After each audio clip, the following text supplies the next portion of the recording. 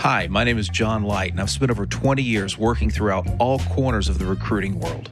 Our podcast, Drowning in the Tech Talent Pool, is a resource to help you stay afloat and get ahead of your competition.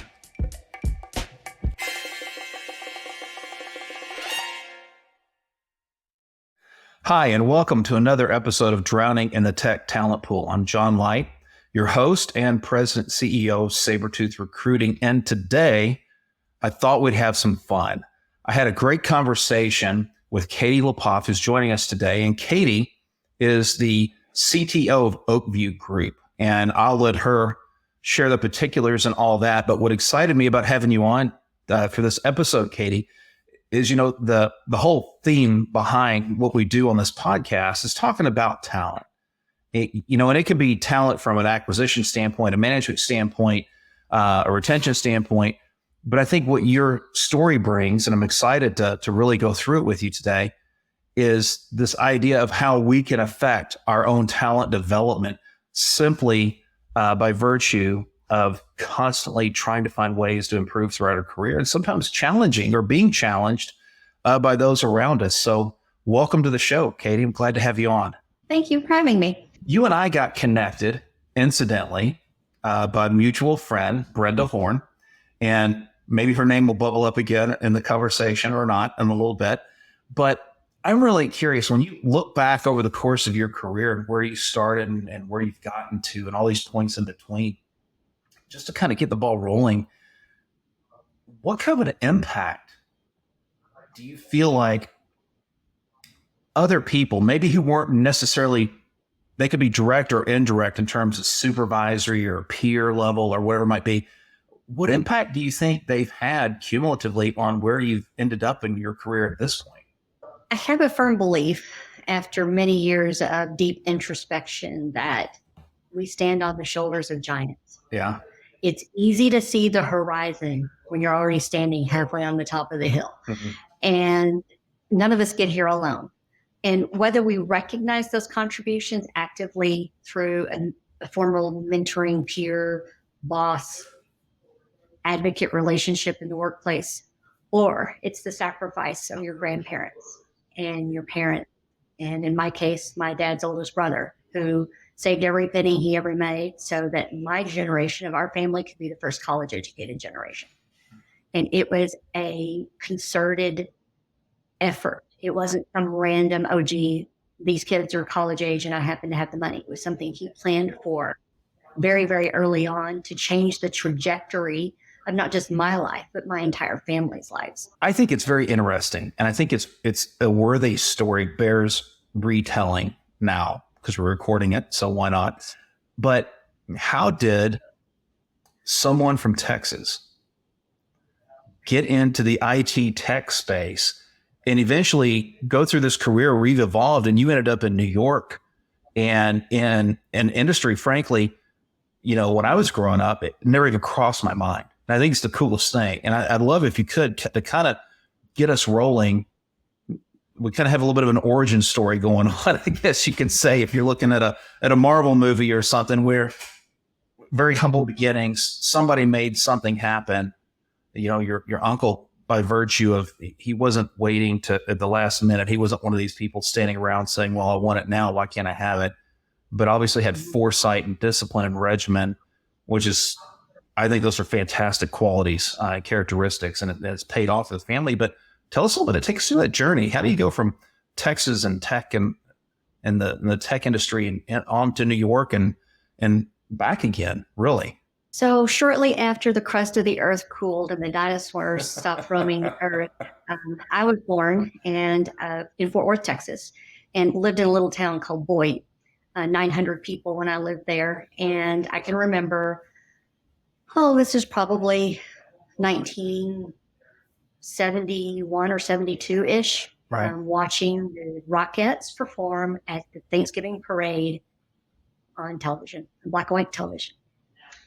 And if you'd have told that 5-year-old kid in Boyd, Texas, who had never been outside the border of Texas, going to Fort Worth, which was 35 miles away, was a once a year event that was planned months in advance. as if we were, Right. going That's like a day trip, just to get there. It was a big deal. Yeah. Big deal to go. We went to town, and going to town was a big deal. And if I was going to end up with the career that I had, you might as well have said, Katee, you're going to be on the first manned mission to Mars. These two would have been about equivalent in my mind. Because back in, this is, 1972-ish, a personal computer didn't exist. Right. There wasn't even really much of a concept of a pocket calculator. This is definitely pre-digital age. I mean, we're right on the cusp of the edge of the space program, where a lot of microcomputing was developed in the space program. And so my career, I often joke that I grew up with the industry. PC-based computing started in the early 90s, and as did the advent of the internet. In today's day and age, it's hard to think of a time pre-Google, much less pre-internet. Right. But, that was definitely the era of my career. I graduated from college in 1990 from the University of North Texas, and a computer degree was mainframe programming. When I was in college, really talking about COBOL, assembler language, machine languages, Fortran, those types of things. I was the first college class that didn't have to finish our computing classes with punch cards, because I started off with punch cards. I was going to ask about that, because when I graduated college, we could work in Excel and Lotus and spreadsheets. And when I got my first job, I sit down at a cathode ray terminal, and it's green. And I looked at my boss, and I'm like, what is this? And he says, oh, WYSIWYG. And I'm like, what? Yeah. Is what you see is what you get. And this is DOS-based, keystroke-driven spreadsheet that literally what you saw on the screen is what you got. And I just remember looking at it going, I don't know how I'm going to survive, because I've been spent the last 2 or 3 years in college in a computer lab working on, the original version or two of Excel or Lotus, or switching between them. And it is one of the things that has always stuck with me is, man, technology can really change, and you can get left behind by it, or you can grow with it. And it changed really, really fast. I was very fortunate at the time. I often also joke that I built my career going, well, what does this button do?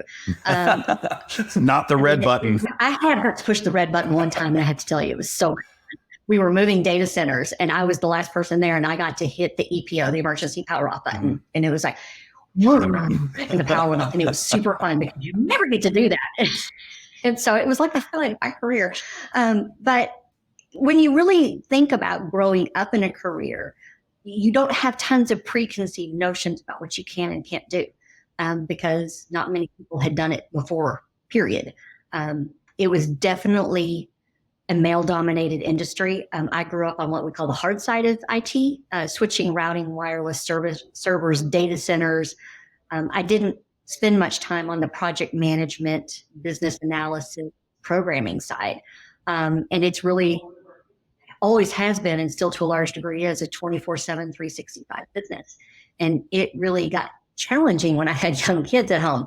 And there again, my parents stepped in to support me through that process. And that's where you start. Those are the giants that I'm standing on. It's not just who helped me formatively in acquiring technical knowledge. It's who created opportunity for me to advance, and who was behind the scenes, behind that curtain, that shored up every other aspect of my life while I was traveling 9 months out of the year, working nights and weekends, had very young kids at home.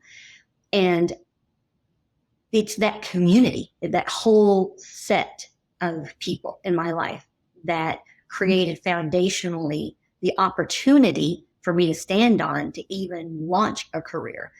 And my parents, because of this notion of where my family came from, it's, there ain't no mountain high enough, ain't no river wide enough. It was about, we will build a boat, we will buy some ropes and ladders and whatever it is, and we're going to, as a family and a community, find a way to make this work. And I've carried that with me in my career. I don't much care what people can't do. I want to know what they can do. And then what can I and the community that I have influence over do to support everyone going through this same career challenge, right? It is a lot. to take in at every moment of your life, not knowing it's the train doors, right? The train doors open and close, but made the train or didn't make the train changes the trajectory of your life. What decision do you make or do not make that's going to be pivotal in that next step? And I was super fortunate that I didn't have to say no very often, because I had people around me who allowed me to be intrepid and try things and have a soft spot for landing if something didn't work out. I love that word, intrepid. I think it's underused. Unlike surreal, which I think is overused and it's kind of lost its meaning. Mm-hmm. But to approach your career with enough confidence that there's a sense of intrepidity, which maybe it's something to be scared of. Maybe it's, it's causing some anxiety, but I'm going to go do it anyway. I think that's a great, great quality to have. I have lots of isms, right? They become a thing because they are so often true. And one of my favorite proverbs, it's an old African proverb that says something to the effect of, what would you attempt to do if you knew you could not fail? And it really changes how you look at opportunity. What's the best thing that can happen? What's the worst thing that can happen? Uh-huh. If the worst thing that happens is you're going to fail, that's not a very low bar, particularly set in juxtaposition of what's the best thing that can happen. Something amazing, not only for you, but for everyone around you, because I truly believe that rising tides lift all the boats. Uh-huh. And when you're going up and you pull someone with you, and you plant those seeds early in your career of investing in people. And I've been at this 32 years now, I think 33, somewhere along in there, a long time. And I have gotten to see people now that I invested in early in my career reach maturation in their careers. Mm-hmm. And there is nothing more rewarding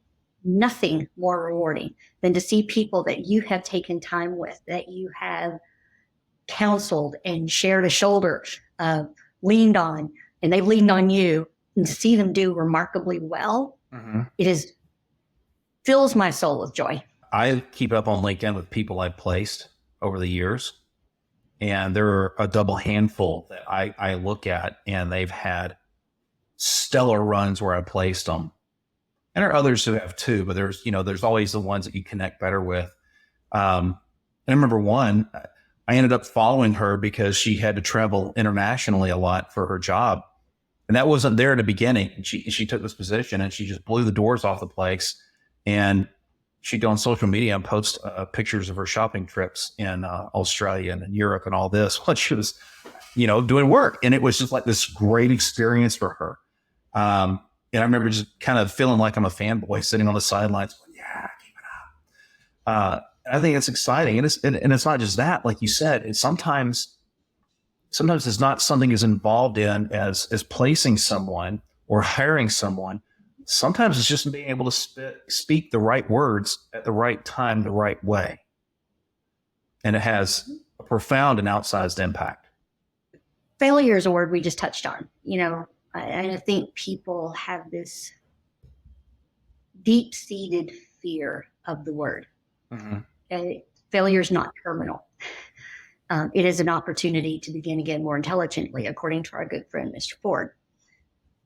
And we learn so much more from failure than we do from success.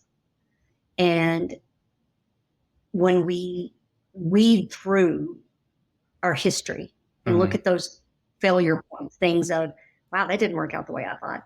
Or when you come to that next intersection where it's like, boy, I've seen this one before. I think I'm going to turn left this time instead of turn right.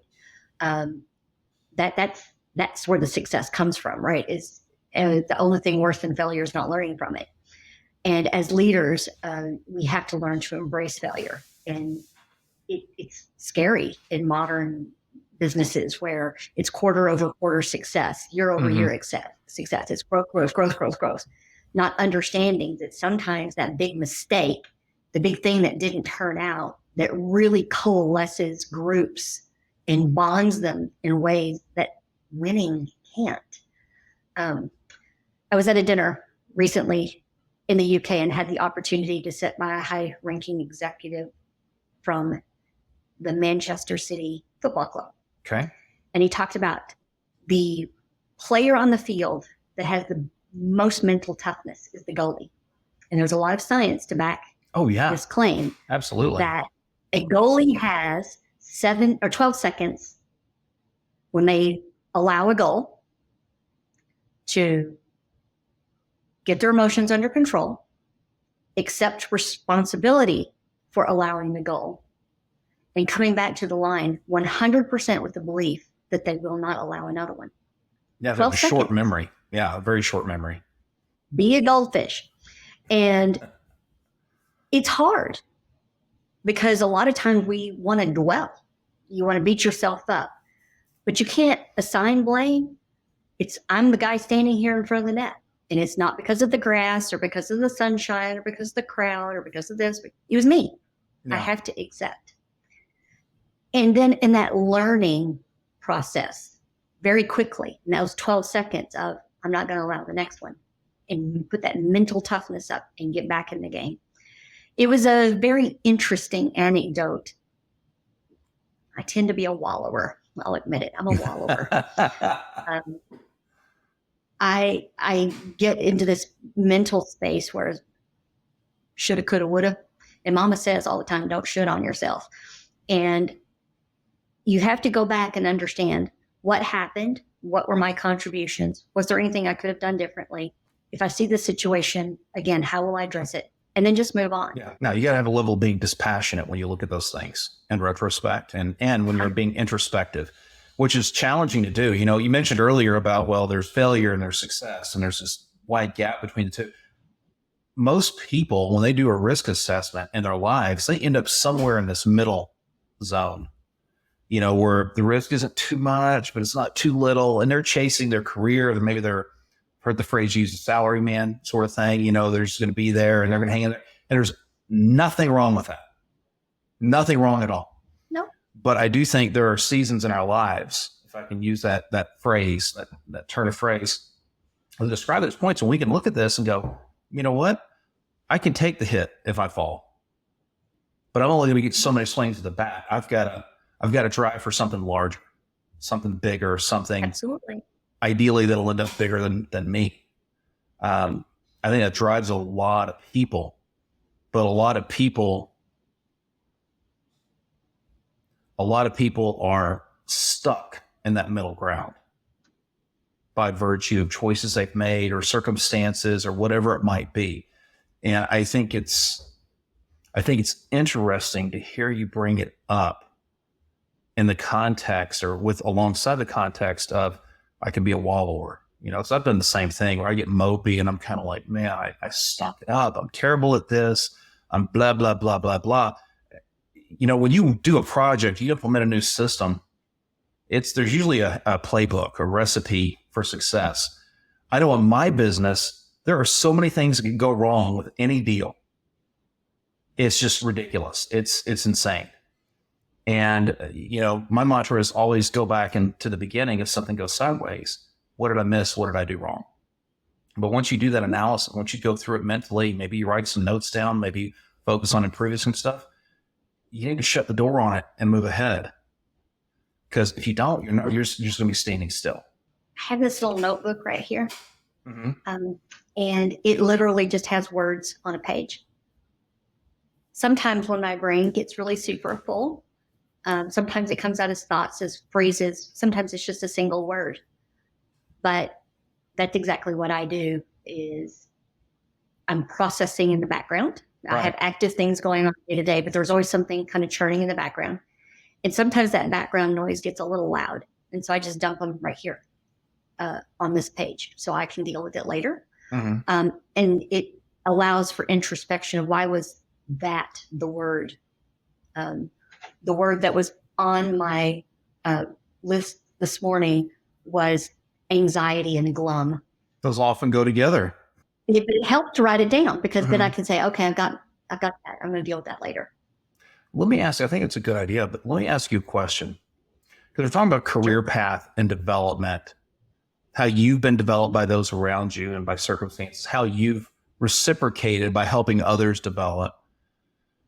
I want to put, and I don't want to go deep into it at all, but I'd like to put some context around that, okay? Because here you are growing up with tech, which I think, if you look year by year, you've seen the hot topic today is still generative AI and all these LLMs that are out there. And, is which one's going to be the dominant one, which one's better for this, and so on and so forth. Which one will stop hallucinating first? Hint, hint, none of them will. There'll have to be other safeguards in place probably. But I'm curious if you can put some context around it. Okay, because here we are, you're in Fort Worth, Texas, or outside of Fort Worth and Boyd. You go to the University of North Texas, which frankly is known, I think, primarily for they have a great arts program and theater and some other stuff, not necessarily known for IT or computer science. But how do you go from all of that to where you sit today as CTO of Upview Group, which is not, and I'll be frank with you, that's not a company name that I had a whole lot of familiarity with from day to day. It's not like I'm seeing Coca-Cola, or Apple. So, but just so people know, context is you're pretty much at the pinnacle of the mountain right now, coming from a humble start. So part of it is 1992 when I moved to Colorado because Texas was deep in a recession. Texas economy at the time highly driven by real estate and oil. We were coming out of a generation of double-digit inflation, double-digit interest rates, double-digit unemployment. I can remember in my late teen years, lines at the gas pumps, and it was not an era of economic thriving for anyone. And so I had graduated from college in 90, and by 92, I was still working as a legal secretary, and there just were not jobs to be had. So I moved to Colorado. I had a couple of family members. My parents had moved to Colorado by then. And I didn't really know this at the time, but there's actually a segment of the city of Denver called the Tech Center. It was built purposefully to encourage technical companies to move there.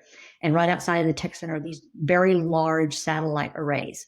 And what I didn't know then is a lot of business communication back then happened via satellite. There weren't a lot of underground fiber, and that came along later. But it was a single hop from Asia Pac to Denver,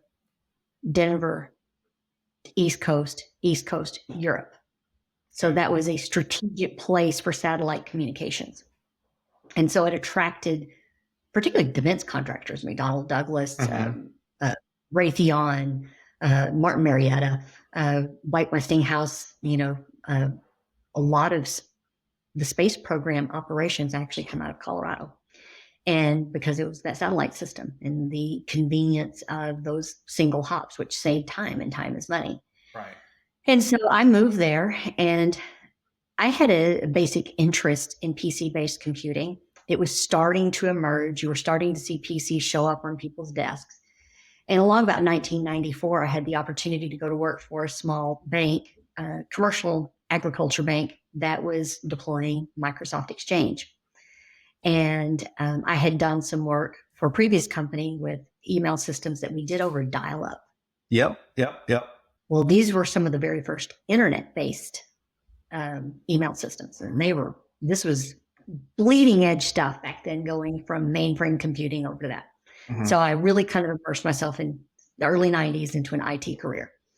And I had a very linear career. I started off on a help desk. I was a desktop tech. I became a lead tech for client-side deployments. I moved into the email systems. I built email systems for years, which got me into the server side and data center side of things. And at this time, the rate of change in computing was astronomical. Every 18 months, you could basically take what you knew before and throw it out. In fact, there are systems that I worked on early in my career that are in the Smithsonian now, and I'm not joking. I mean, it went from bleeding edge to arcane in 10 years. And so, but I moved my way up, and I traveled a lot for work. The company I worked for, Time Warner Telecom. This was after the deregulation of the telecommunications industry in the mid-90s. And they were out buying up telephone companies right and left. And I had a team that all I did was travel around the United States and add them to our network, bring them over to our systems. And I became team lead. And my kids were young, and I decided I didn't want to travel as much. So I got promoted to a manager job where it was more desk-based. And then I became manager, senior manager. Then I went over to work as a director for at the time was the 8th largest home builder in the state of in the U.S. And we had 250-ish people in the IT department. I was responsible for approximately a third, and I was the director over all of the infrastructure and systems engineering. And when I went to work for that company, one of the reasons they hired me is they had lots of failure, so their systems weren't stable. The growth that they had undertaken as a company had left them in a very fragile state, which was super common at this time of the computing industry. Connecting companies was hard, and it was physical. I mean, there were literally wires connecting people together and massive, complex circuit building with telcos. It was, based on what I do today, I was like, wow, that's kind of crazy that we actually. So I was brought in, and I was there for 5 years, and the first 2 years was really foundationally rebuilding every system that they had. At the end of that, I got called into my boss's office, and they said, "Oh, Katee, you have done such a good job here." And I could just see my little peacock feathers. My little peacock feathers all up and flashy, and you've done such great work, and now our systems are so stable. However, we have gotten reports from some of your peers that you are challenging to work with. My little peacock feathers close right back up. And I'm like, well, what do you mean I'm difficult to work with? Long story short is I was immature in my career in that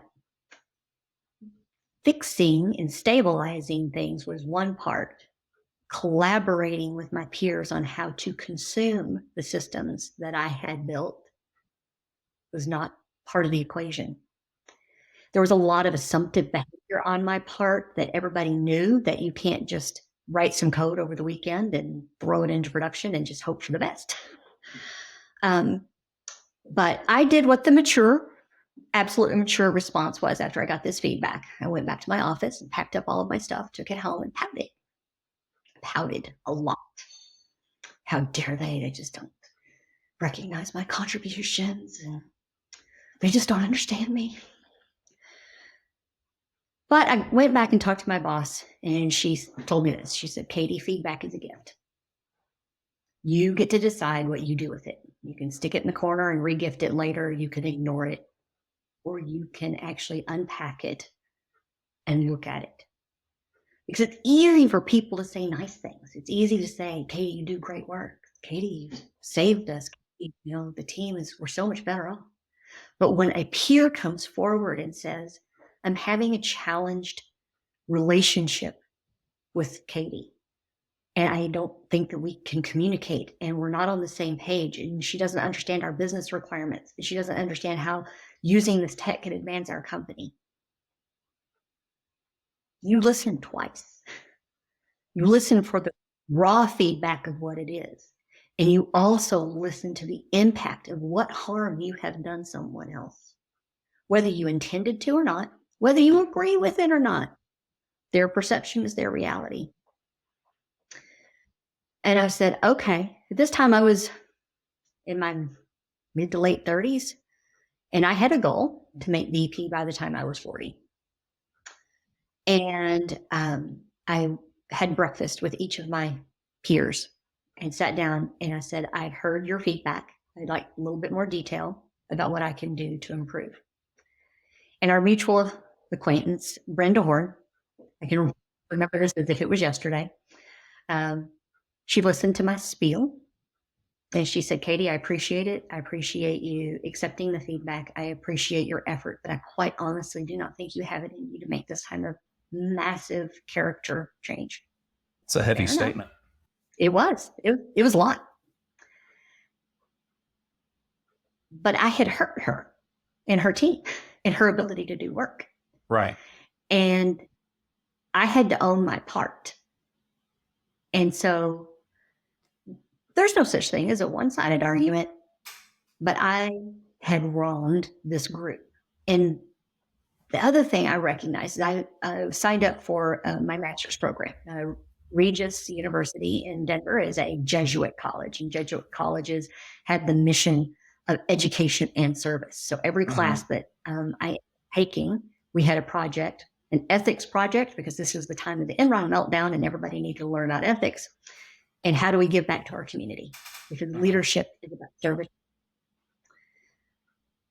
It set me on a path of changing fundamentally as a human being, how I perceive myself in the world, how I perceive my impact on others, how others perceive me. And one of the very first things that I had to do is look in the mirror and say, what is my contribution? I'm always fascinated by this. And specifically, okay, you're in this situation where you're getting criticized.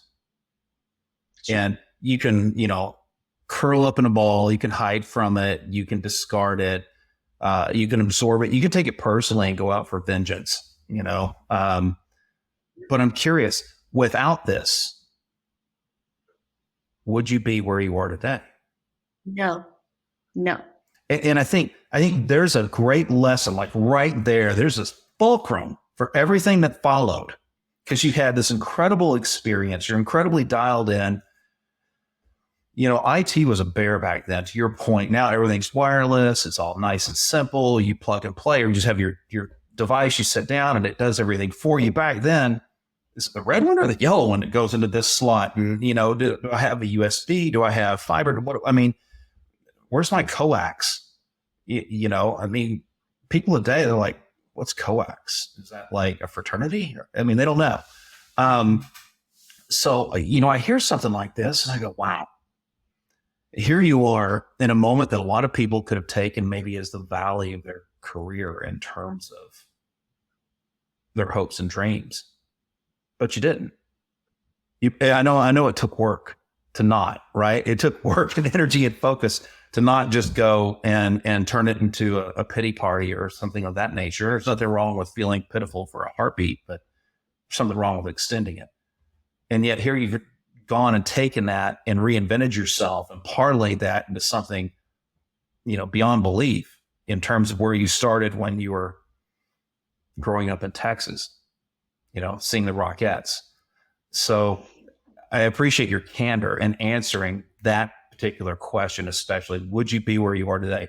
But for a difficult experience, I hesitate to call it a negative experience, but you could have construed it that way. It was a culmination of not benefiting from my success. I had had many, many, many years of success with this constant firefighting mode that I had no skills to survive after the conflict, after things got solved. And so, yeah, it was negative. But when you hit the bottom, it's super easy to see up. Yeah. They give it the sense that you stay at the bottom. You know what I'm saying? I had a goal of making VP by the time I was 40. Yeah. And I was about 35, 36 about this time. And I had to wake up and say, if this is what what I want, what am I going to do to change my circumstance? Yeah. And staying here and wallowing, which I already admitted I'm an excellent wallower. And I did wallow. I'm giving you a very edited event. This took place over the better part of a year. But isn't that amazing as well? As here we are at this fulcrum in your career. And it wasn't this one event that took place at a diner or an offsite or in the office with a fight in the bullpen. But it's something that you had to absorb over a year. And I tell people all the time, all change takes time. No one changes on a dime.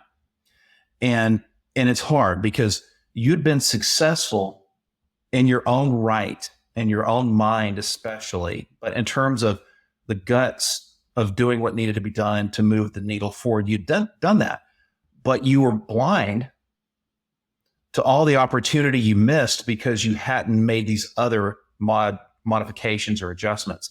And I think, great lesson for people to take. Number one, be grateful for your critics. And absolutely have that level of gratitude that helps you recognize criticism for what it is. And I'm not talking about mean-spiritedness.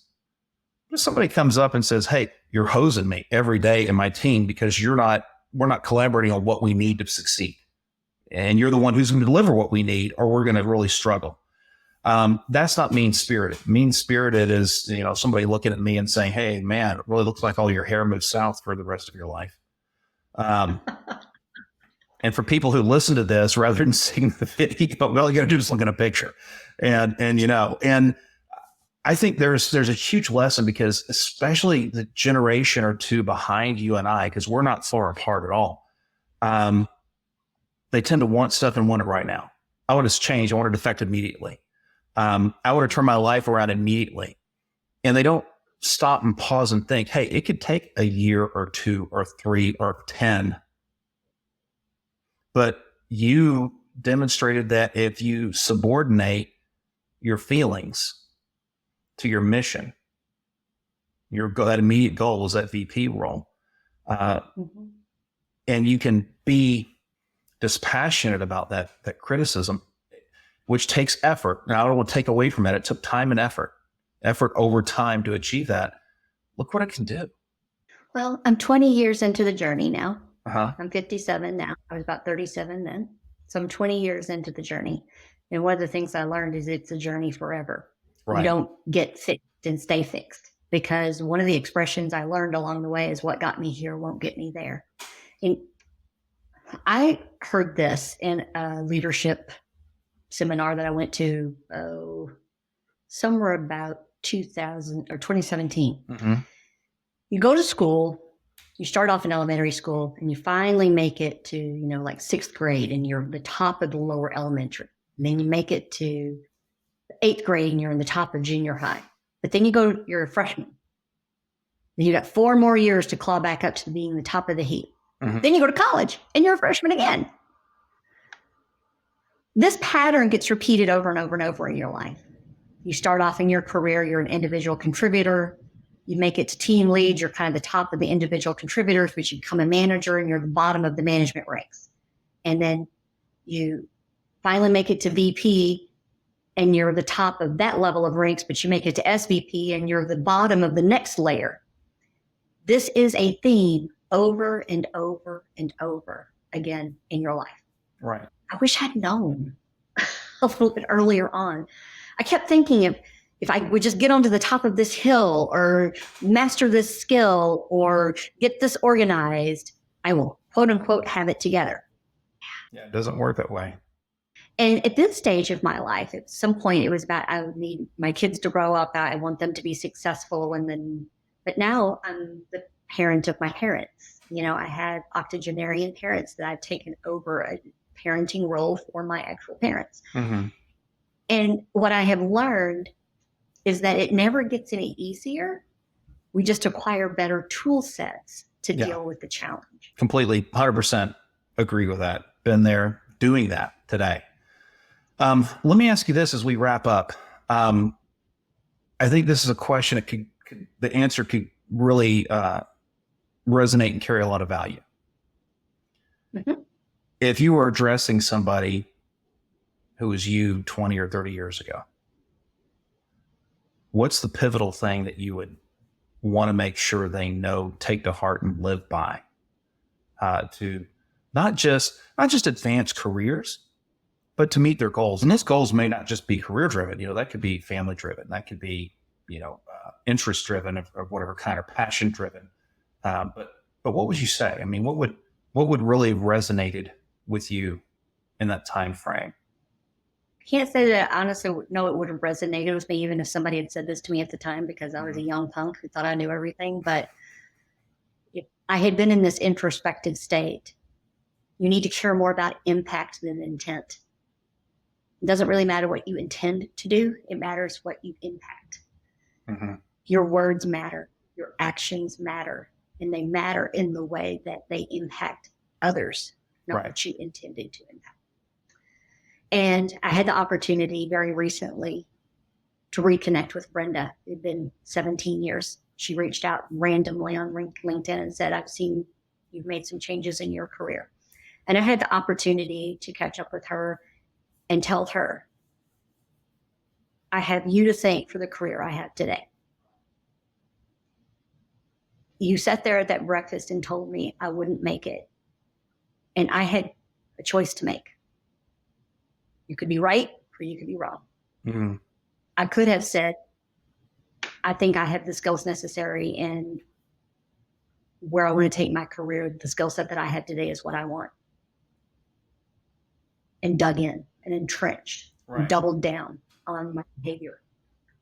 Or plan B, you go to graduate school, you start a lifelong journey of understanding impact. And understanding that when things are not going well, the first place you look is in the mirror. Because my basic definition of leadership is when somebody emulates your behavior. And if I'm acting this way and I'm in a leadership role or have the influence over others, and others are behaving the way I am, mm-hmm, what I got when I looked in the mirror. And very often the answer is like, ooh, no wonder we're in a sticky wicket. Same kind of thing we feel when we look at our kids and watch how they behave. 100%. They can amplify 100%. Your best, but man, can they amplify your worst too. And I have her to thank for sending me down this journey. And I am grateful. I am grateful for everyone who gave me a second chance. I am grateful for, by the time I was finishing up my master's degree, I got recruited to Madison Square Garden and spent an amazing decade there learning for some of the top people in sports and entertainment. Mm-hmm. And lovingly, it's the gig that gets you the gig. You know, it is one of the biggest well-known brand names in the world, and particularly in sports entertainment. The company I work for now may not be as brand recognized, but we're one of the largest owner operators of arenas in the world. And I'm responsible for technology across their entire global platform. And I wouldn't have this job. I would not have had this opportunity had it not been for the stair steps and the people who invested in me and believed in me and coached me and had patience with me. And people ask me all the time, why do I make time for mentoring? And my answer is simply this. Number one, it's part of my core values. It's one of the reasons I get out of bed in the morning. Because if somebody hadn't been there for me, I wouldn't be here now. Period. Hard stop. It's fantastic that it's recognized. It's fantastic that it's honored. And can we make that disposition mandatory? I mean, because I try to make it mandatory with my kids, although I don't know if it's going to stick or not. We'll see as they get older. But Katee LaPoff, thank you so much for sharing so much of your journey. Because I know personally when you share stuff like this, there's a level of vulnerability, and there's always a level of judgment, I suppose, that we anticipate or could experience. But the only judgment I got to say would be towards people who don't learn. And when you look at your career, we talk about continuous learning. We often put that in the context of technical stuff, and you've done that as well. But continuous learning on how to improve yourself, how to be a better person, a better boss, a better leader, a better parent, a better child. I think that's fantastic. I think it's an awesome story, and I really appreciate you sharing it with us today. Thank you. My pleasure. You've been listening to Drowning in the Tech Talent Pool. This podcast is sponsored by Sabretooth. Sabretooth improves the quality of hire and speeds up the time to fill specialized machine learning, data engineering, data science, and developer roles, stretching tech recruiting budgets further by bringing the precision of retained search and the speed of contingent search to the market in one complete solution. Find out more at sbr2th.com and follow me, John Light, on LinkedIn. Thanks for listening.